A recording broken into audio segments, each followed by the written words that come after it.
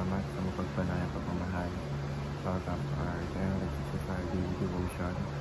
Ako po si Alexander Gomez from Batch 3. At ang topic po na tatalakay natin ngayon ay bakit tinatawag si Jesus na firstborn o panganay.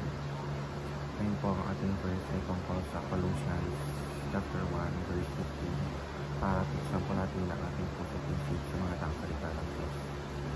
Sinasabi dito na the supremacy of the Son of God.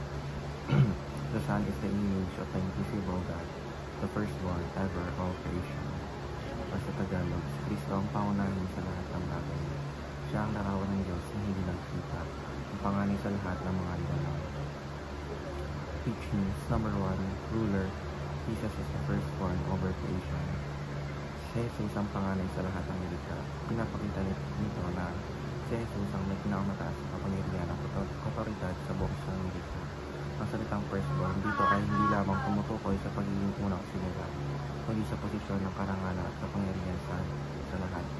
Siya ang nasa itaas ng lahat ng bagay at walang anumang nilalang na mas mataas sa kanya. Ibig sabihin, siya ang may kontrol at pamamahala sa lahat mula sa langit hanggang lupa. Teaching number 2, rescuer. Jesus is the firstborn from the dead.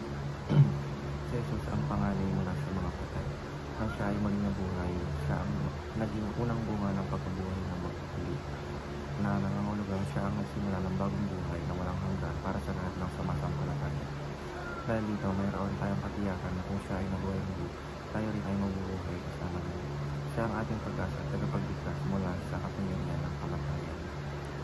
Teaching number 3, Redeemer. Jesus is the firstborn over his family. Bilang mga anak ng Diyos, tayo ay kabilang sa pamilya niya. Kasi Jesus ang ating elder brother. Siya ang nangunguna at nagliligtas sa atin. At bilang panganay, siya ang nagmana ng lahat mula sa kanya. At naghahati nito sa atin bilang kanyang mga kapatid. Application number 1, rule with Christ over creation. Pamuno kasama ni Kristo sa buong sanglilikha. Kung si Jesus ang hari at pinuno ng lahat, tinawag din tayo upang makibahagi sa kanyang pamumuno sa pamamagitan ng tamang pamumuhay, pagiging mabuting katiwala ng likas na yaman at paggawa ng katarungan sa ating kapwa. Application number 2, reflected newness of life in Christ. Pakita ang bagong buhay kay Kristo.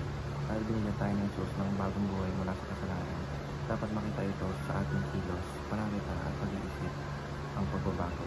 Ang dating tayo ay wala na. At ang bago nating pagkatao ay dapat sumasalamin sa kanya. Application number 3, resemble the character of our elder brother. Bilang panganay na kapatid, sa Jesus ang iwaran natin sa pagiging sumunod sa Ama, mapagmahal sa kapwa at mapagkumbaba. Sa ating araw-araw, dapat mas malinaw makikita sa atin ang kanyang kabutihan at pagmamahal. Yun lamang po ang aking devotion. Maraming salamat.